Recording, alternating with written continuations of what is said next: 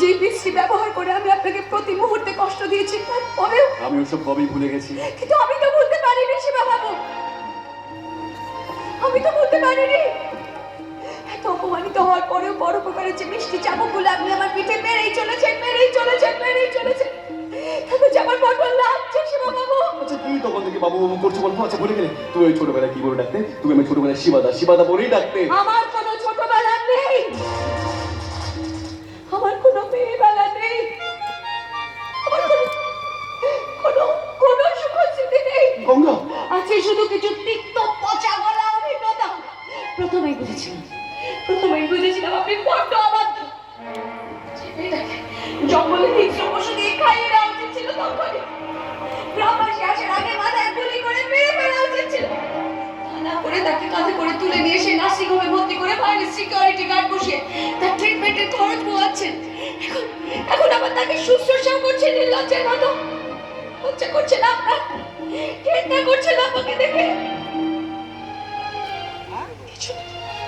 কিছু তো নিজেকে ভালোবাসুন। নিজেকে ভালোবাসি বলেই তো করছি। নিজেকে ভালোবাসি বলেই বাইরে ওই সিকিউরিটি গার্ড তোমার চিকিৎসা, ওই শয়তানদের আক্রমণ থেকে তোমাকে বাঁচিয়ে রাখি। নিজেকে ভালোবাসি বলেই যেমন রক্ত শূন্য হয়ে গেলে মানুষ মরে যায়, তেমনি তোমার কিছু হয়ে গেলে যে মরতে হবে আমাকে।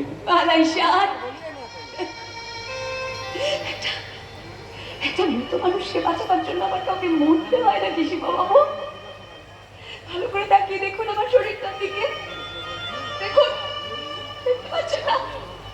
দেখতে পাচ্ছেন না চারপাশ থেকে এরকম একটা দাউ করে চলতে থাকা আগুন আমার চারপাশে আস্তে এগিয়ে আসছে।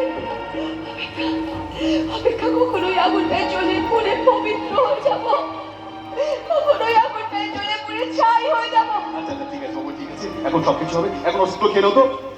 যেন ডাক্তার বলেন তোমার জ্বর একদম নেই, ইসিজি রিপোর্ট খুব ভালো, প্রেশারটা হাই, এখনো স্বাভাবিক, চিন্তা করো না, ওটাও ঠিক হয়ে যাবে। এই যে এই ওষুধটা নাও তো, ধরো।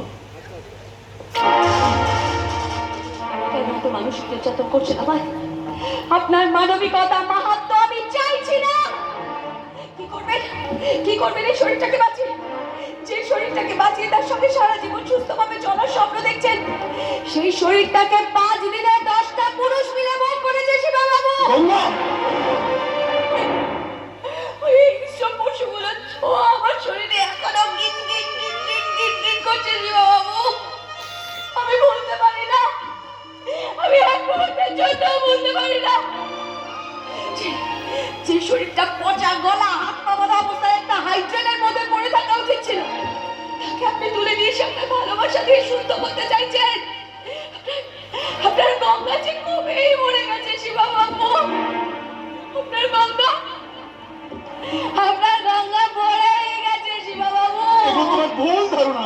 গঙ্গার উপর দিয়ে তো হাজার আবর্জনা বয়ে যায়, তাই বলি গঙ্গা দূষিত হয়। আপনি কেন বুঝতে পারছেন না?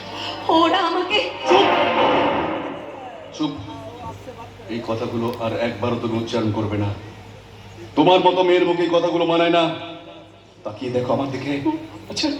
আচ্ছা তুমি কি সত্যি ভুলে গেছো?